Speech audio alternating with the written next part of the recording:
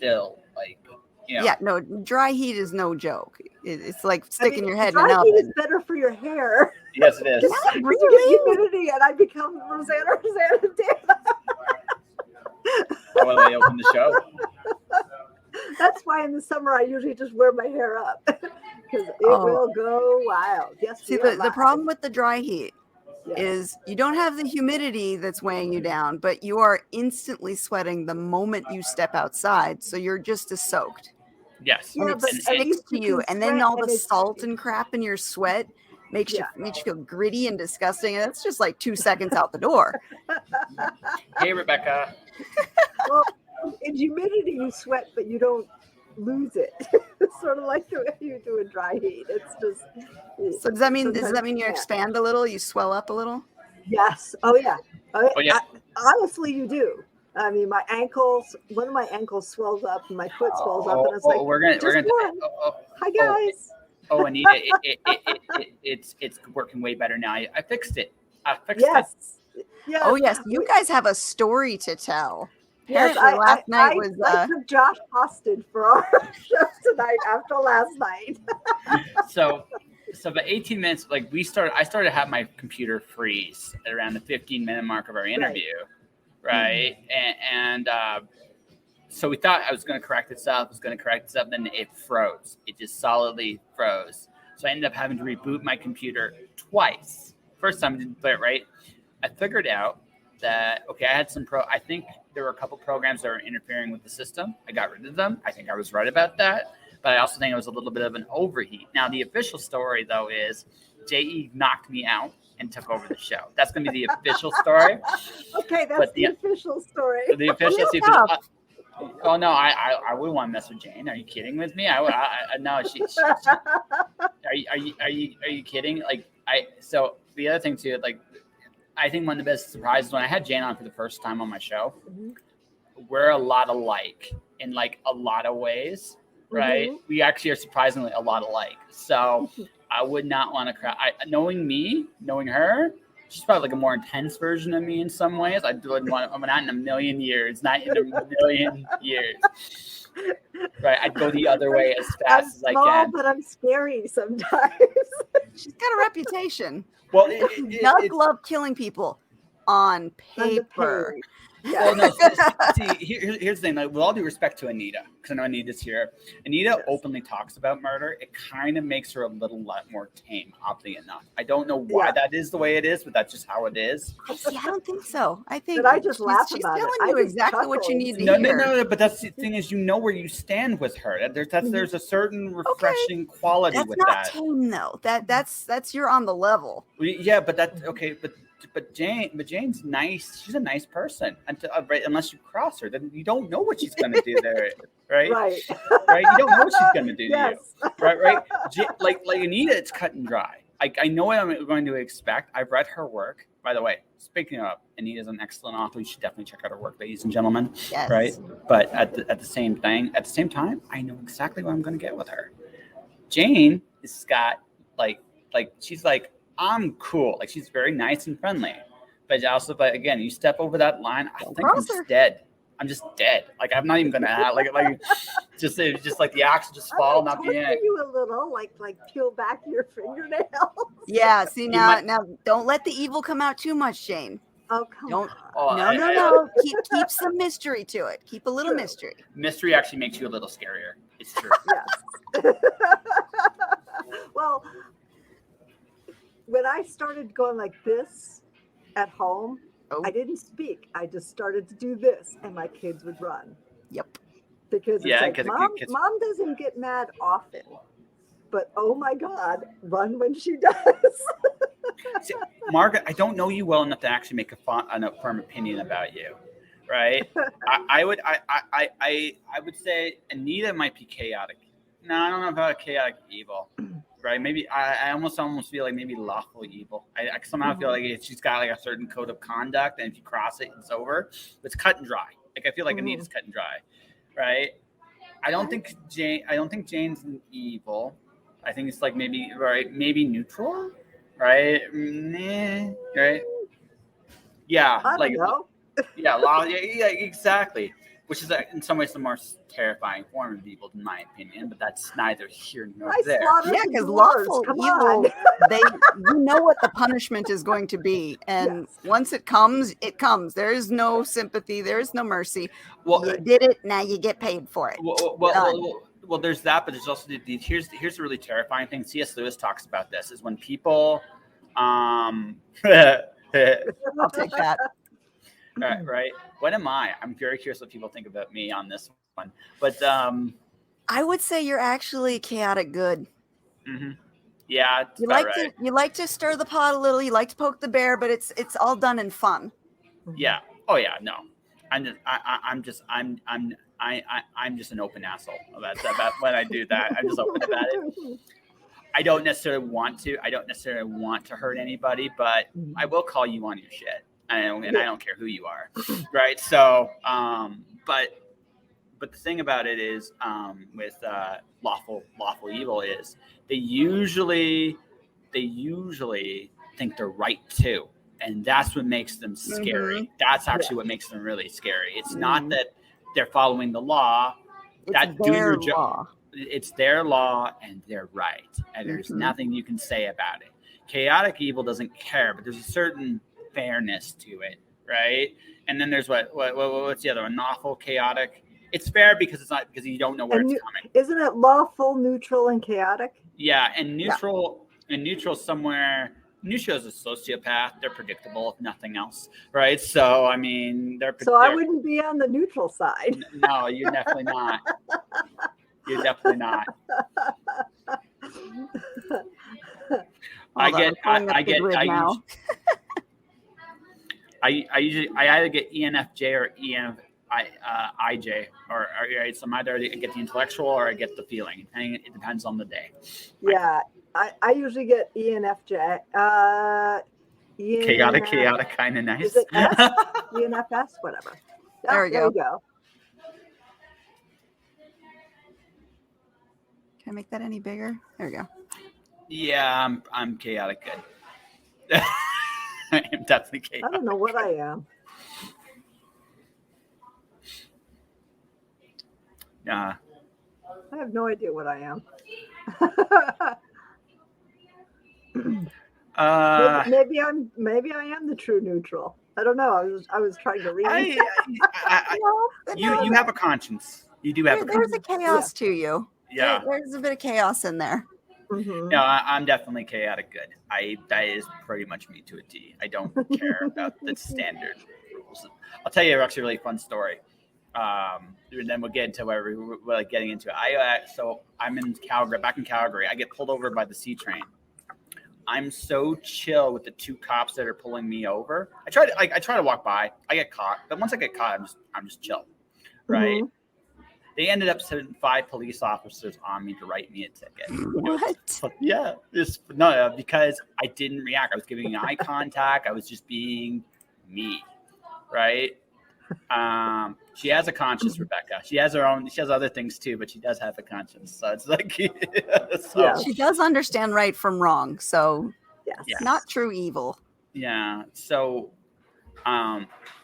yeah, but they were like to me, you're behaving really weird, and I just go, I'm sorry you feel that way. Because I'm looking them dead in the eyes, and the word choice. Oh. No, it is. I don't. It's not even this word choice. It's just I am cooperating. I cooperated with them, but they were just they were perturbed because I didn't know how to take you. Yeah, exactly. They were just so perturbed about it because I wasn't resisting, and I was cooperating, but I was giving them eye contact. I wasn't going under any of the authoritative crack. I just was looking at them like people, and it's a very interesting thing. I'm not being violent. I'm just being me. Yes. She's somewhere giggling. Yeah. But that's why I was giggling. No. I didn't say Jane was perfect. That's right. Let's just be honest about that. Well, nobody's perfect. And I apparently can babble for 35 minutes straight. Yeah, we need to get back to that story of what happened. We went way up and I didn't even get to that. And I have to thank Anita because she was there in the comments and it actually helped me get through it because I was like, at some point I'm like, I don't know what to say. Yeah. So, Yeah, no, it's totally like, wow. Yeah. So yeah, exactly. and by the way, this is how I actually got to be. By the way, the original story of me crashing is how I also became on the guest on the show tonight. It was like, do you want to come on? We don't have a guest. I'm like, sure, I'll come on. I got no problem with it. And for those watching and listening on Monday, I'm doing 2 interviews that day. In the afternoon, I'm interviewing a heavy metal band from Israel called Stormbound. Right. Yeah, I like my show has expanded in terms of my guest range. I do metal bands on a regular basis now. It's kind of cool. And then I have Jane in the evening. So it's going to be literally a rocking Monday, like both shows. Way to start the week. Yep. 8 p.m. Eastern time. That is correct. Yes. 8 p.m. Eastern for hers, 2 p.m. Eastern for the band. So, yes. Jane, what did you talk about for all that time when you were just babbling into the I have no computer? fucking clue. he was just that's the worst nightmare I when talked you're a little bit about left. writing, about my stories, about my kids, about my kayaking. Oops, sorry. My kayaking experience on vacation, which was funny. So I did a little bit of this, a little bit of that, and then I was like, I don't know. I showed my shirt, and then I apologized for showing my boobs because it was just right there. So yes, because I had a. So she's flashing people, so clearly not good. Things on, and in order to see the whole, it was Eddie in his guitar playing. So I stood up to show that, and yes. I actually was of all the people this was to happen to, Jane is the one I'm actually happiest it happened to, ironically enough, because there's not many. I have a few guests that could pull it off, but like Joe could do it. Yeah. Right. I have a few, but some of them are. Yeah. I can see that. I with your personality, Michael, I could see that. Yep. Mm-hmm. Yeah. It really is the personality match. If you are, it's not even like your personality has to be good and their personality has to be. If you connect with them, your personalities mesh. There's never a problem. But if you guys rub each other the wrong way, that's when. The thing is, they didn't rub me the wrong way. Right, but you rubbed them the wrong way. Absolutely, with something they were feeling from you. So they called for 5 cars for backup. They called for 5. They called for 5, like 3 other officers. 2, like okay, so logically, 2 officers make sense. It does make sense. If I was a psychopath, sure, it's good to have at least 2. Like it's good to back yourself up. 2, I understood. When it got to 5, I was like, this is a little excessive. Like for a ticket, like we having a party, guys? I mean. Right. Do we need to like find a location, get some beers? It's good to know that if I ever decide to become a like whatever, like they're like I scare cops enough that they actually have to come in multiples. I think I get a kick out of that. I get a kick out of that. So because I mean you've seen me. It's like I'm not the most physically imposing guy in the world, but it's just like maybe I just don't care. I don't know. You made eye contact. That's probably it. Because most people cower. Or try to make excuses or bribe or bargain to get out of tickets. And you're just like, all right. Yep. Pretty much. I love the time that I got pulled over going to school. It was right after I got engaged. And I must have been going 110 in a 55. Okay. And then the cop pulls me over and he goes, do you know how fast you're going? I said, no, I just got engaged. I said, I have no idea how fast I was going. And I showed him my ring. It was just like, and I don't think he knew what the hell to do. Well, I got a seatbelt infraction and told to slow down. Wow, you got off light. Yes, he said, normally I would have to take you in, but he goes, I'll give you a break. Yeah. Well, no, it's like sometimes This you is, like this is like why my husband drives, because if I'm driving, I'm a speed demon. You're a speed demon. Yeah. Yes, I am a speed demon. I'm actually terrified about that by myself. I somehow feel I will be one of those speed demons myself. Right.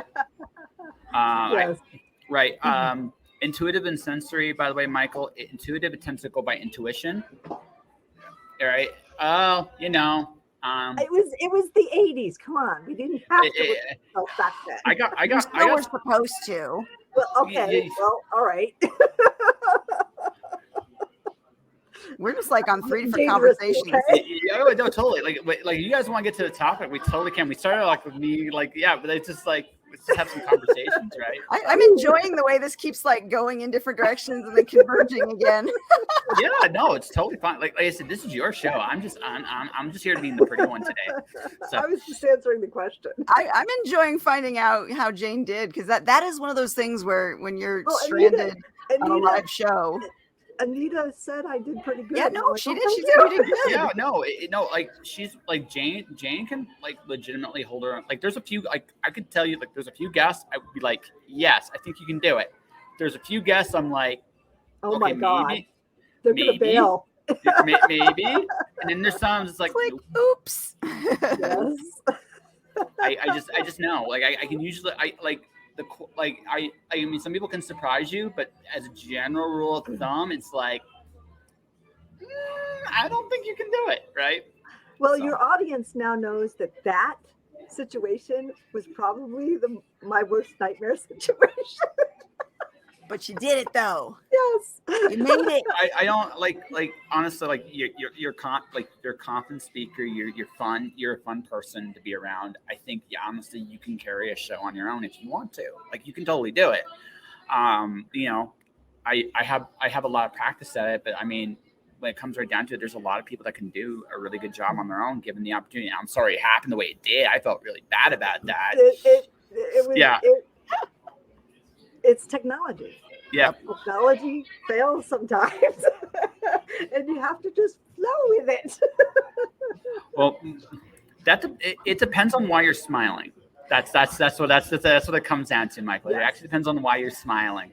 So like I said, my background, my dad actually was born in Detroit in the 60s, civil rights movement, all that stuff. He grew up in some of the rougher areas of the city for the first chunk of his life.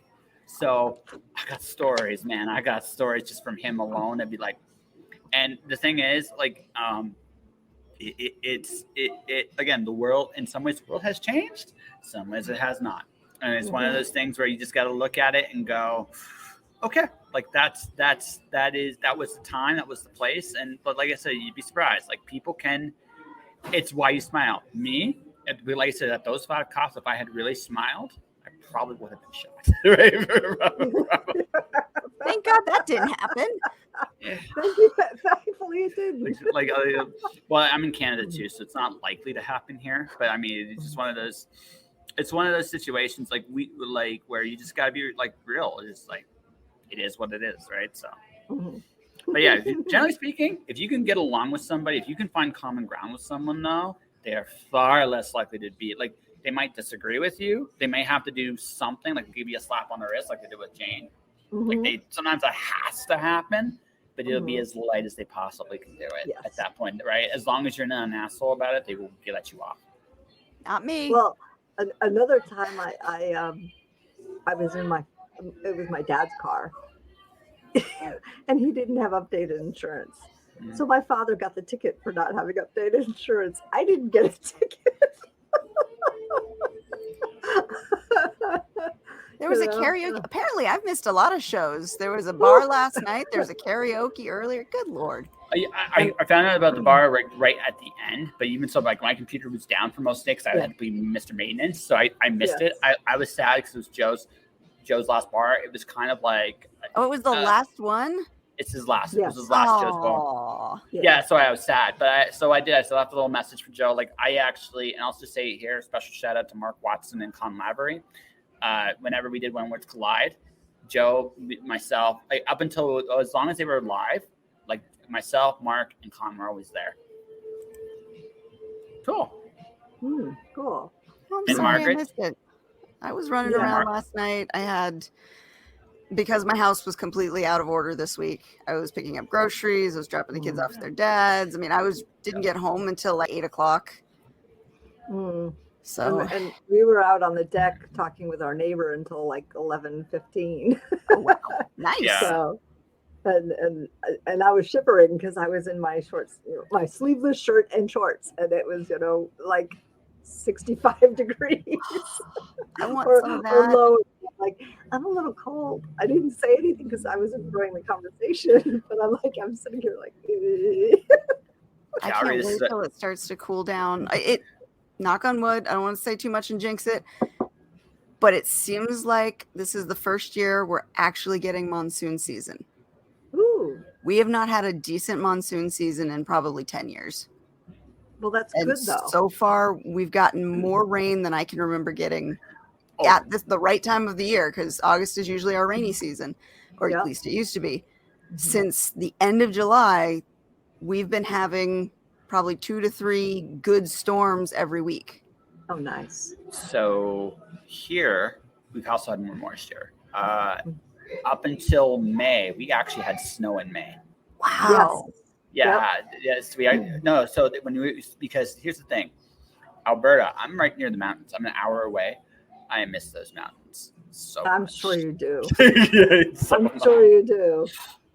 My goal is hopefully everything works out magically for me the next few months, because if it does, I might just decide, springtime next year, I might just go back, because I really, really, really miss those mountains. Aww. I really, really do. You live there for 6 months. It totally is a different feeling. I can still see them. It's beautiful up there. No, it's beautiful. Yeah. Oh, okay. We're supposed to get 100-year flood this year. Rebecca said. But like this is our first heat wave, like our first serious heat wave. Like we've hit 30 degrees Celsius, is about 105 degrees a few times. But to be honest with you, right, this is it. Like this is the warmest it's been, right? Mm-hmm. And I say that as the guy wearing, totally black. I mean, like the hottest day of the year. Right. So. Yeah. No, next year we're going back to Alaska. So. Yeah. So. Yeah, your audience knows about my cruises, knows about the weddings, knows about all this other stuff. I was just like, okay, what do I talk about? So. Yeah. Wait, the city destroying flood. So Vegas isn't going to get destroyed. Yeah, no. All right, so Margaret said that she was watching New Mexico monsoon season drone footage on TikTok, and I said that New Mexico gets some crazy storms that create haboobs. If you don't know what those are, that is because all the dust that gets kicked up from the oncoming storm, it literally creates a wall of sand and dust and debris that is thick as soup, and it comes right before the storm hits. That's kind of gross. You see those in Arizona, New Mexico, and then in like the Middle East. And they are crazy. I've been a passenger through one of those before, and it literally, like, you hit a wall and you cannot see anything in front of you until you clear it. And then right afterwards, it's like hail. Yes. Yeah. Rebecca knows. Yep. So we don't get dust storms up here, but we get like everything else. Sometimes in the same day, right? Sometimes like I remember my first year I lived in Calgary. This is back in like 2003, 2004. I was looking for a job. In that time I was looking for a job. It was sunny, rainy, cloudy, sunny and raining. I've never seen that before in my life. I've seen that. Yeah. I was just like, no, it wasn't. I'm not done. It hailed, went back to sun, went back to cloud, rained again, and that was like a 2-hour process. It was just no snow in there. Schizophrenic weather. No snow. I've driven through snow when there have been no clouds and sun. That's awesome. That's like, where is this coming from? Is there a cloud right over my car? You're thinking that you're Charlie Brown and it's going with you. Yeah. Yeah, I wouldn't suggest being outside when a haboob comes through. No. And Margaret is apparently on the doomsday kick right now. Yeah. Well, I can kind of understand. You know. Yeah, sun snowstorm. Yes, exactly. It was bizarre. Weather Tales with authors. I like that. Yes, That's what I'm going to yes. title this when we're done. Weather Tales with authors with the Oh, weather- TALEZ. Yes. Yes. Well, speaking of Joe's Bar and Josh and Joe, and all of that, you want to show one of Oh Josh's yeah, we were going to talk promos? about your advertising. Yes, I want to talk Yes. about your advertising because I Yes. got one too.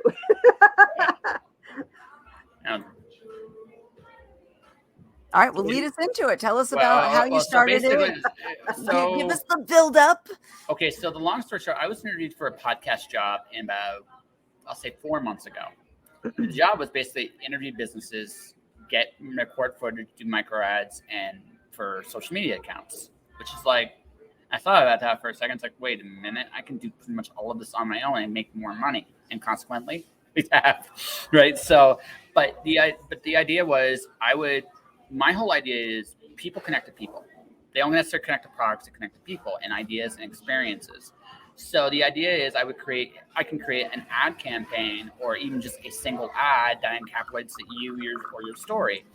And I've been very fortunate. I've had some clients so far. I might have actually just gotten another one today, which is weird. And then, but I was thinking about, like, in between the gap with clients, how am I going to advertise this? I'm like, well, I got my podcast, and I can just take images in the podcast or in stories in the podcast and advertise them. So Joe was my very first attempt at this. I talked about the decentralization of publishing, and that's literally the first clip. And it did something like over 13. It's currently at 1,371 views on TikTok. Well, let's take a look at it. Yeah. Yes. All right. Kickstarter is still relative from an author point of view, an untapped territory. It's still very untapped. There are some people that do well with it. Like Russell Nolte is the man. He's the fucking man at Kickstarter. Madeline Holland Rossi, she does really good on it.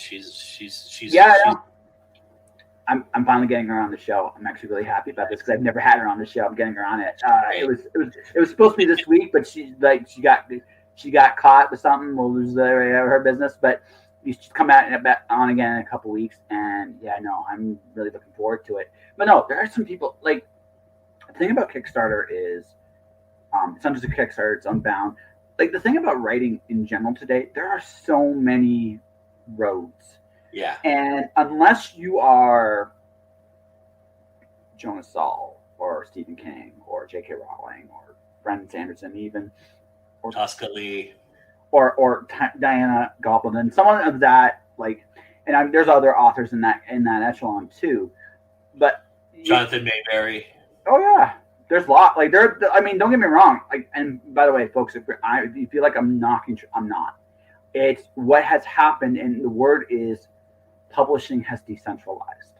Yeah. And because it's decentralized, what's happened now is, if you build, it's a weird thing. Traditional publishing doesn't market like it should, and because it doesn't market like it should, you have this opportunity of building an audience on your own. So now you're in this really weird space. If you get to a certain audience, why would you go there? Yeah. Like, what's in it for you, right? And because I don't give a shit about awards or tradition. Like, I don't care. So I don't care about being recognized. None of that shit matters to me. Yeah. Do you enjoy my books? That's great. That's all I care about. So, and I say it like that because again, that also gives me maximum leverage. Yeah. Right. Because now, again, I'm not worried about my ego being stroked. I'm worried about getting paid. Again, slightly different perspective. So right? There's precedence for this, though. There's precedence. Yeah. I mean, I was in it. I was in the music industry when it collapsed, and the music industry had this arrogance about it. The big music moguls had a big arrogance about it, and they continued to shut down. Just like artists were making subtle demands. Can we get one more percentage on our points for off the gate concerts? Can we get one more percentage off? They were making very subtle demands, and they were being shut down. And you could only do that so much to people. And then the artistry itself was being so sanitized and so formulaic at that point. And I think the publishing industry, especially the traditional publishing industry, is falling victim to that a little bit. And like you said, somebody with a great idea, a brand new idea that will blow up, the publishing industry doesn't look at it that way. They look at it, is it a safe bet kind of idea? And that is the mistake that they're making, and it's going to cost them. It is going to hurt their business. And if they don't pivot, because the film industry went through this about 10 years ago with indie film, and they pivoted. They decided to change everything they were doing. They started doing things on digital. They started embracing divisions within their bigger companies like Lionsgate and DreamWorks. They had smaller divisions where they were producing their own indie films and putting their money behind indie film.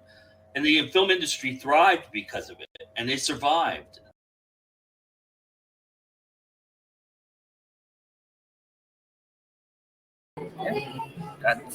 Hello, we are back. Now we're in different spots. That's okay. Yeah, we're playing musical spots now.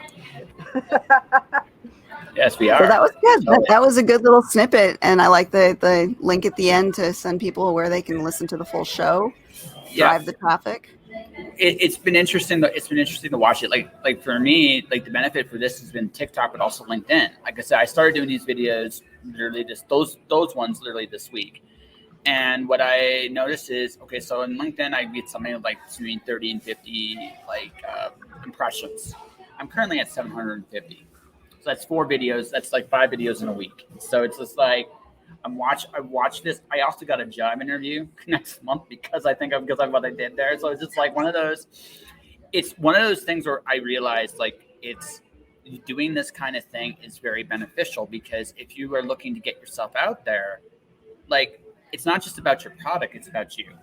And you have, and especially as an author, you're the brand. Like, if people can relate to you, people are going to buy your stuff, right? People don't just buy things, they buy experiences and feelings. That's what stories do, right? And you can market a story that way too.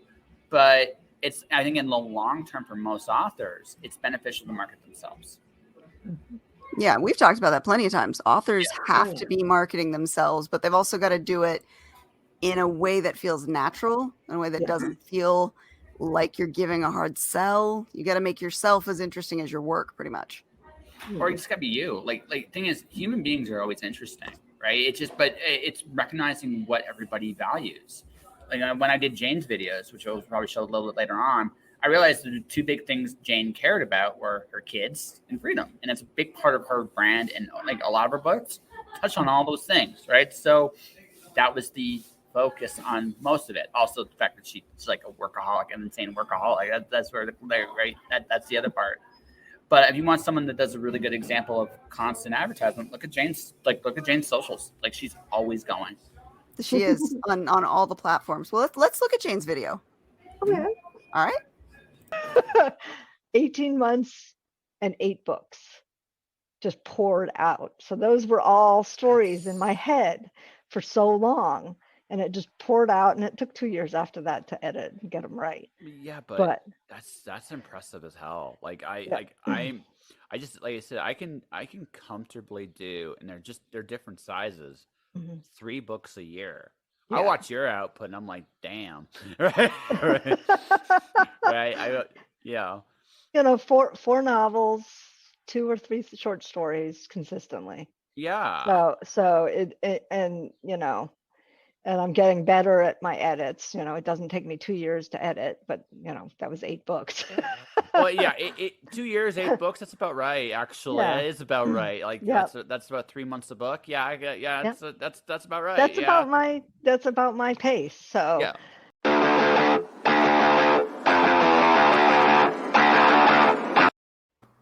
I like that. Yeah, that's it. Like, it was a really simple. Again, just taking that, like, and I did a big campaign with her too, because of what it was. So there's so much information about her, and it spread throughout my social platforms. The other cool thing about an ad like this too, even if the book sale stuff is done, you can put it on your website, your newsletter. Yeah. You can put it in places where it's evergreen, because now I'm talking about you. And that, right, and not so much your books. Oh, yeah, I'm marketing your books. It's not today's flavor. It's the whole ice cream pot. Yeah, exactly. Exactly. So that's the whole thing, right? So it's been interesting doing this because, I mean, there's definitely some ups and downs. I also learned a very valuable lesson. I'm never doing a 2 Oh, Oh no! oh no! Hold Wait, he's on, still hold on. there? He's still sort of there.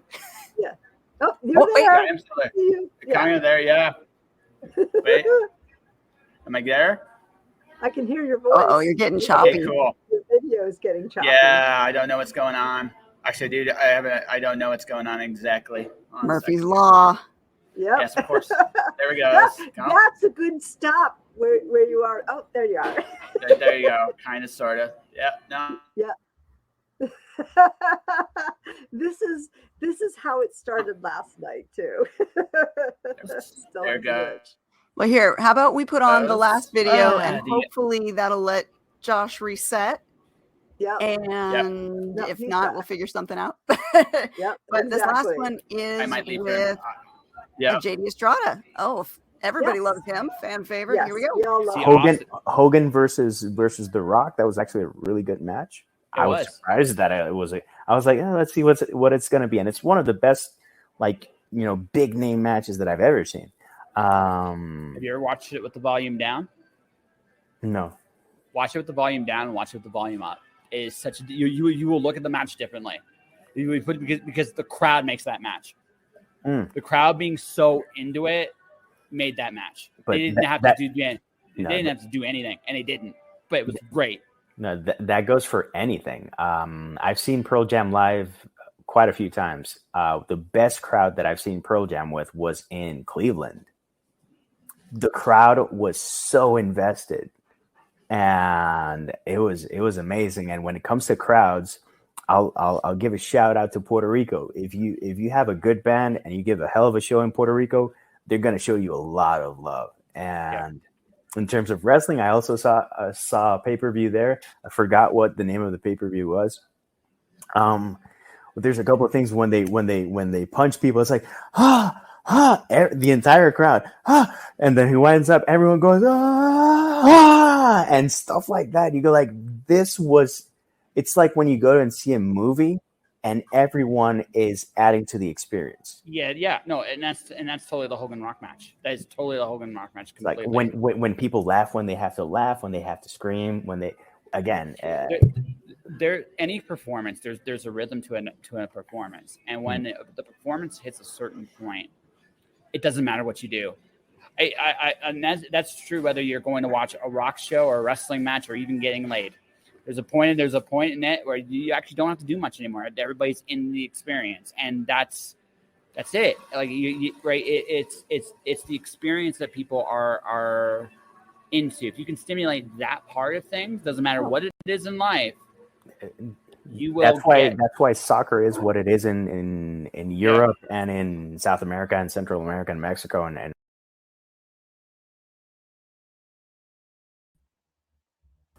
Well, Josh didn't come back. Aw. Dang it. Well, hopefully he reboots and he comes back okay. Yes. It sucks that he's Yeah, having I so much hope so. technology problems right now. Well, That is the heat- worst. The heat, he said, may have done something yesterday.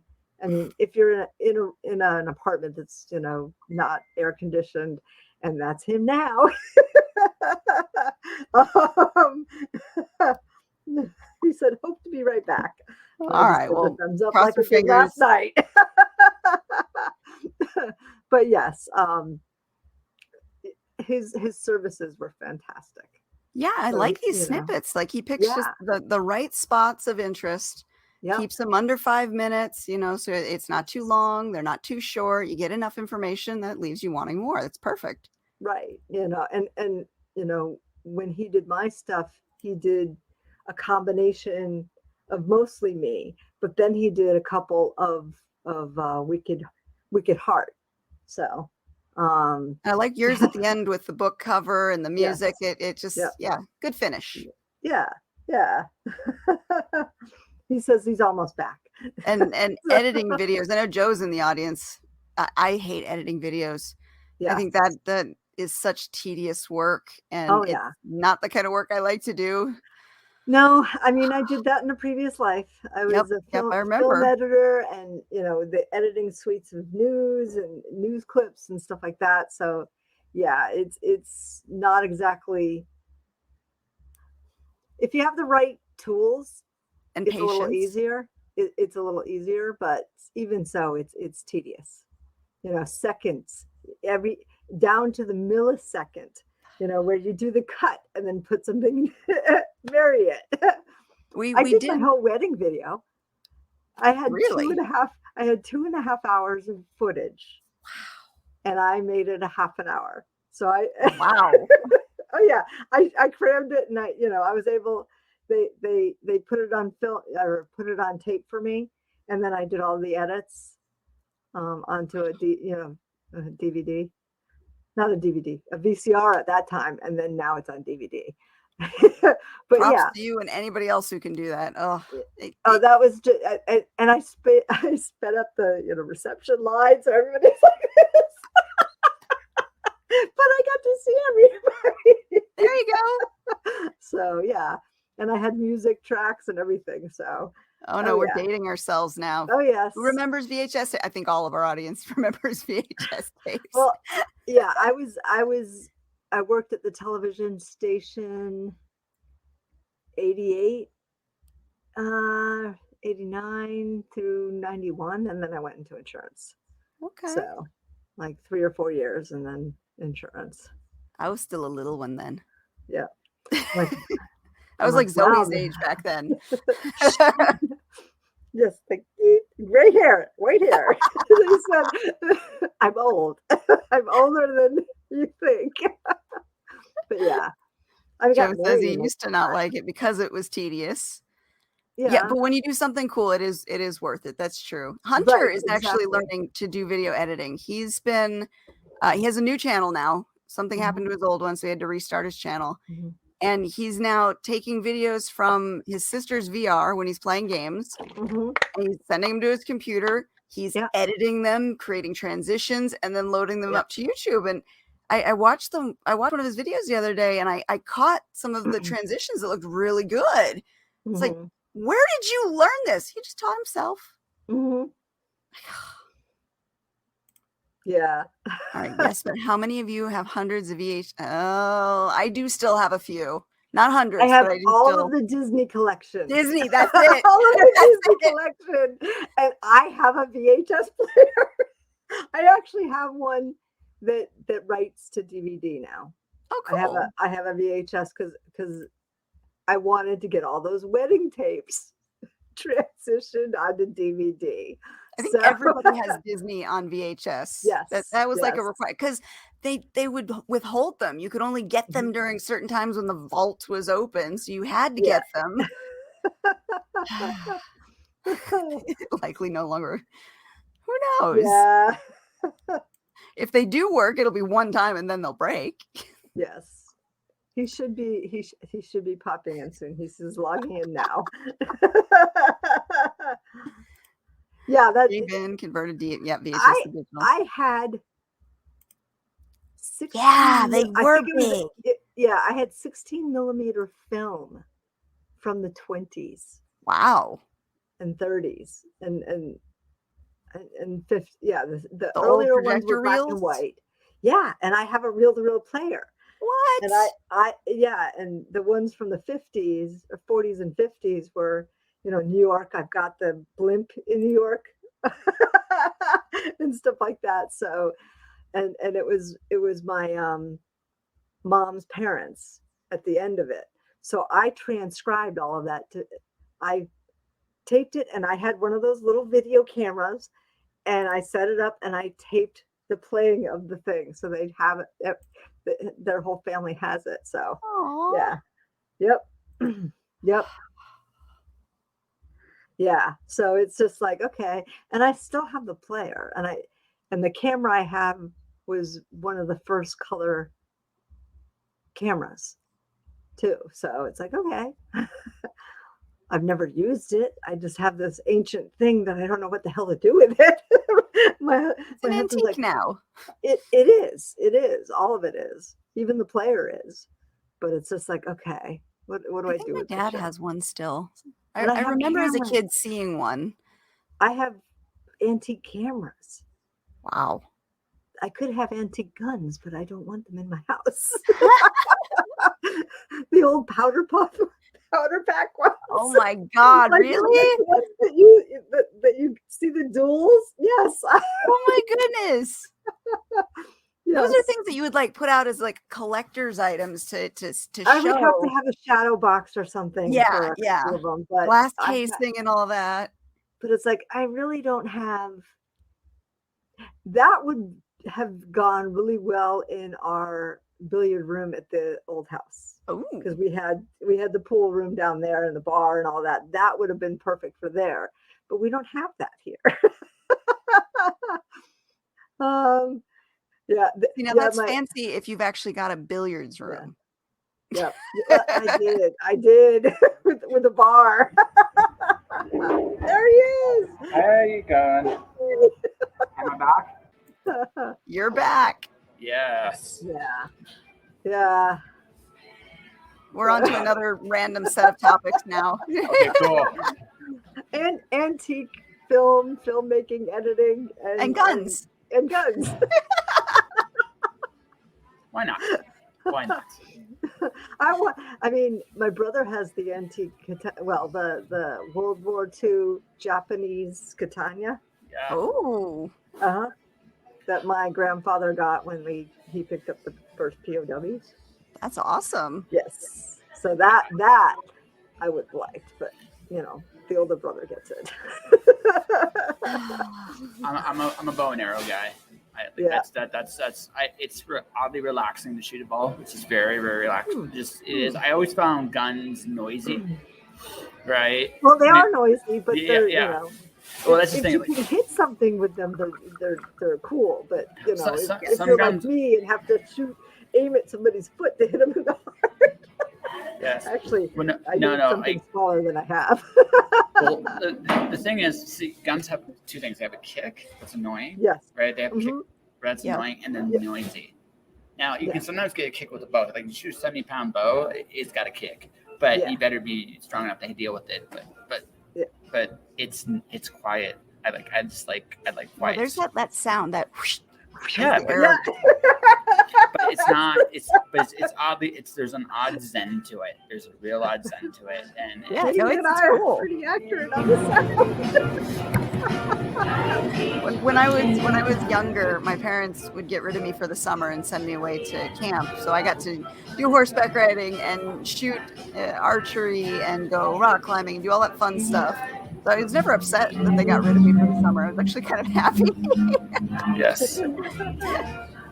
Yeah, So, I love doing that kind of stuff. That was awesome. So when I lived in a place called Park Hill, Ontario, back when my family was all together before separations, divorce, all that stuff, my backyard was an archery range. My friends and I would come shoot in the back all the time. It's fun. So fun. Right? It's totally meditative. Like, that's why I like it so much. Right? I'm probably most comfortable with a 30 to 50-pound bow. Probably to get back into shape for it, I probably would do a 30. But eventually I brought like 50 as a comfort zone. You don't need a 70 unless you really, really want to do some bad things to somebody. But I mean, right. 70-pound bows are strong. Shooting, you don't need that fancy. The music's coming from where I'm at, Rebecca. It's currently in. I'm currently in a Starbucks because again, it overheated. What happened this crash here? Now, when I was at my house, it took an hour to restore my system. Here, it was like 3 minutes. So, yes, I am. Yes, I am. Yes, I am. Chuck E. Cheese. There's no balls here, Joe. There's no balls. Oh. No ball pin, huh? No. That was my favorite thing about Chuck E. Cheese. The ball pin was always fun. And he's got the music there. I have a bass beat because they have a band at the ball field at the campground. And my husband's like, it's really quiet in here when he came to get his drink. He says, it's really loud out there. So we know what you're doing after the show. Yes, yes. Yeah. I don't blame her. I'd be doing it too. Right. Yep. Yeah. Yeah, because we'll have about an hour left. Now, how long are you guys going to be out at the trailer now that it's starting to cool down? October 15th is close weekend. Okay. But we're not sure if we're going to close that weekend or the 9th. So it depends Not long. on the weather. Mm. In September we can get the the fall heat. So yeah. Oh, bombs. Okay. Apparently, Rebecca's got some interesting neighbors. Yes. Yeah. No, bored neighbors. That's no. See, Some people just Rebecca. don't learn. Well, no, Yes. it's not that you're bored. I don't know where Rebecca is. I used to live in a place called Snowflake, Arizona. She lives in South Carolina. Okay, so it's probably the same thing. Mhm. There's nothing else to do. So what are you gonna do? You're gonna look for some stupid, like you're gonna look for trouble. That's what you're gonna do. You're gonna be bored. You're gonna try stuff. Sometimes it's really constructive. I mean, that's why a lot of bands come from the middle of nowhere. Sometimes, like I got nothing else to do. Then every once in a while, you deal with a neighbor that likes to shoot and blow stuff up, and that's Darwinism another. is not doing its job. Oh no, it totally is. No. We don't shoot on our property. We have a gun range that we go to. Yeah, exactly. Which is what you But should do it. We're responsible owners. Yeah, most gun owners are. Most of them, Yes. right? Yes. So it's one of those things where you got to look at it and kind of go, okay, where are you? What's your neighborhood like? So the other thing about Darwinism, here's the thing, guys. Life is unfair. It's done that way on purpose. Because if life was fair, most of us would be dead. Most of us, not all of us, but most of us would be. So that's why life's unfair. It's kind of like a fail-safe. On the minus side of it, though, is it's not a perfect system. Some people stay alive maybe a little longer than they should, but maybe that's a good thing. Mm. Yeah, North Carolina, not South Carolina. My bad. I've got family in both. Cops and even choose. Can you blame them? No, I wouldn't go there either. like if you're a cop, it's like, do you want to know? If you're an EMT, it's like, oh God, why? Like why am I here again? Right? People call it not it. What's just it? Like eventually you run out. Here's the thing. Like they're human beings too. You know, someone's doing stupid shit. Let's just say, for lack of a better, like stupid stuff. You can't stop them really. Like no matter what we say, hey, no worries. And oh, by the way, you got some love earlier in the episode too. I hope you saw it. But the thing about that is, right? It you get to that point where it's like, oh man, I got there again. It's probably gonna be the same stupid thing I did last time. And if you're a cop, there are points. Cops know everything. Like if you're in the neighborhood long enough, you learn everything. And then there comes this question of, do I really do something about it? Am I really going to do anything about this? Is this really going to change anything? Like it sounds like this guy was the reason why pizza boxes now say do not eat the box. Yes, pretty much. That's the bottom line. Yeah, anytime you see a warning label, no matter how ridiculous it is, it's because somebody did the thing they're warning you against. Yes. And that just I mean, they should take all warning labels away and just let Darwinian theory win. Well, Jane, back me up on this. When your kids are little and they do something stupid, you warn them first. You try and warn them again. After that, you're like, all right, do it. And then when they come crying, you're like, now you learned. I told you so. I warned you. It You works. got the warning, you did not listen. Life's generally a great teacher, but I mean, that's not always the case, mind you. But there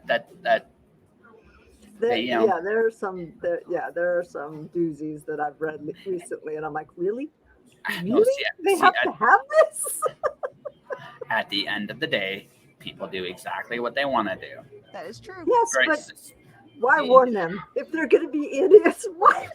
But that's my point. Yes, exactly. I'm with you, Richard. It might have some critical thinking. Like it might have some critical thinking. Who knows, right? I don't know. Or we end up with a whole generation. Oh, I am sadly aware of this. Yes, I am very sadly aware of this. Yes. Right.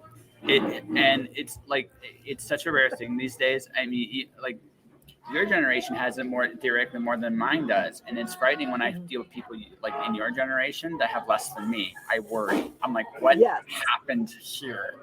Exactly. No, it's no, because.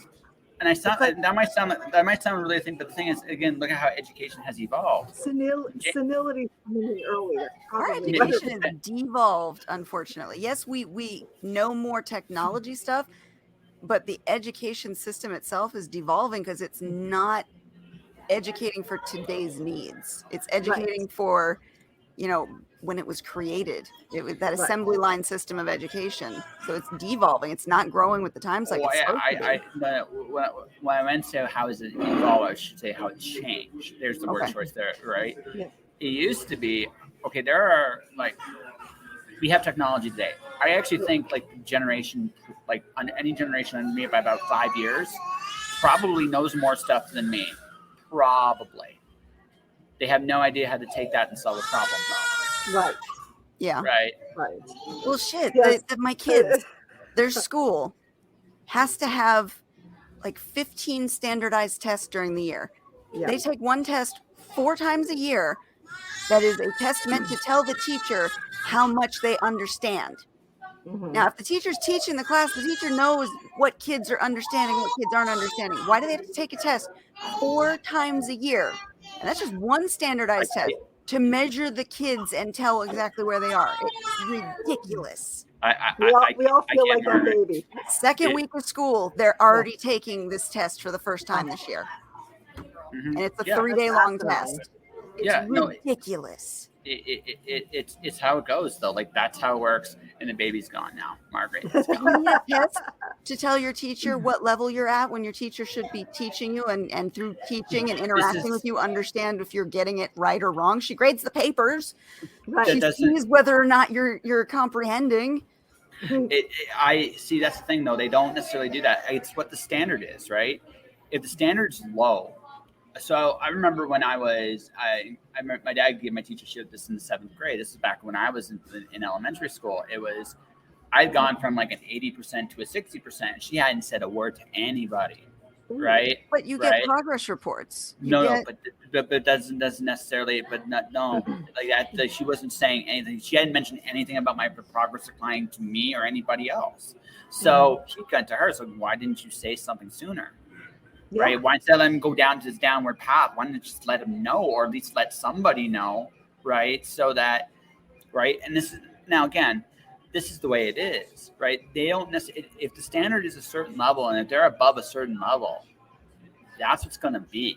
That's just the way it is. The thing about education today, in your country especially, is I've been in a few of your states. It's yikes. It's a general rule of thumb is how I grade it.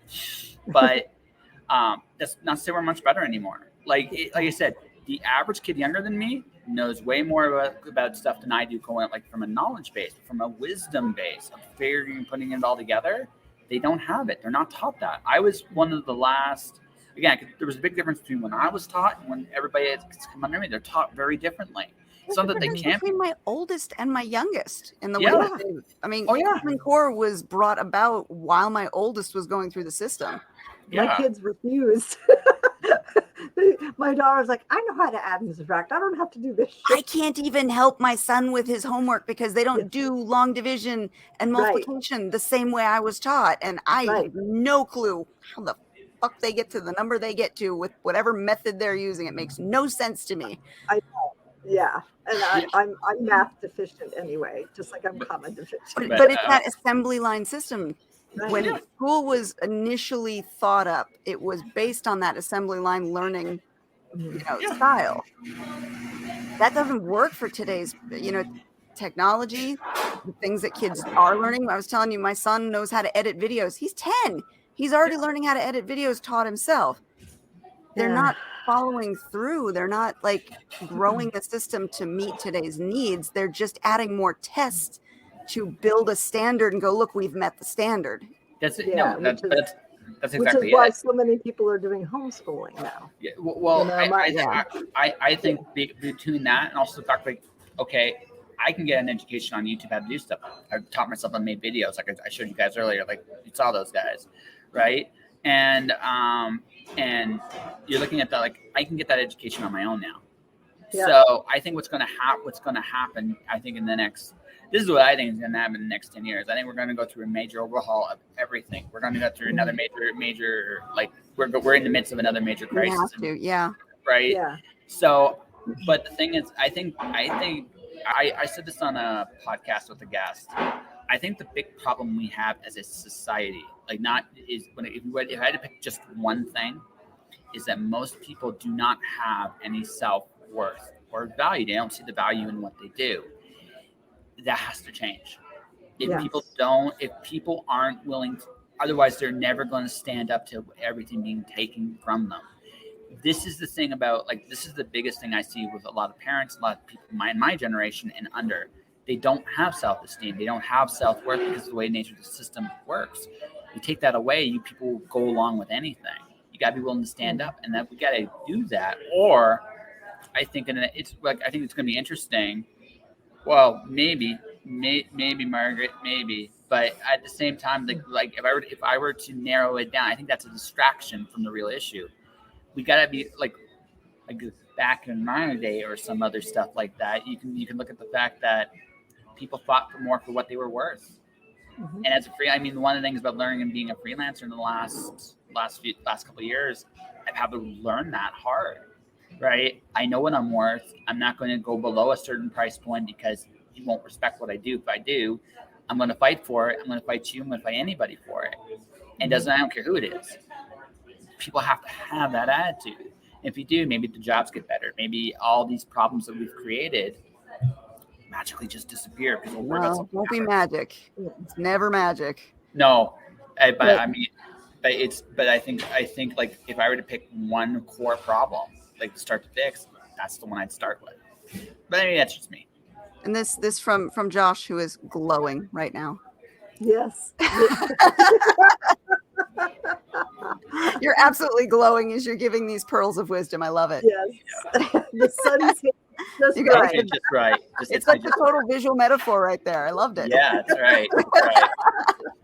Whether I'm angel or demon, I'll leave that up to you. But that's neither here nor there. And it's the biggest thing I see when I interview an author too on a podcast. I can see their worth based on just a few little things. I can usually get a big general gist of how they see themselves, and that's and I can tell. And sometimes when I see where their sales are at or where things are going, I can kind of understand. Now, again, I've learned this stuff like years. It's taken me years to learn this stuff. So, but I've learned it on my own. Could you imagine if we had started that at a young age with everybody? If they all had that basic sense, who knows where we'd be right now?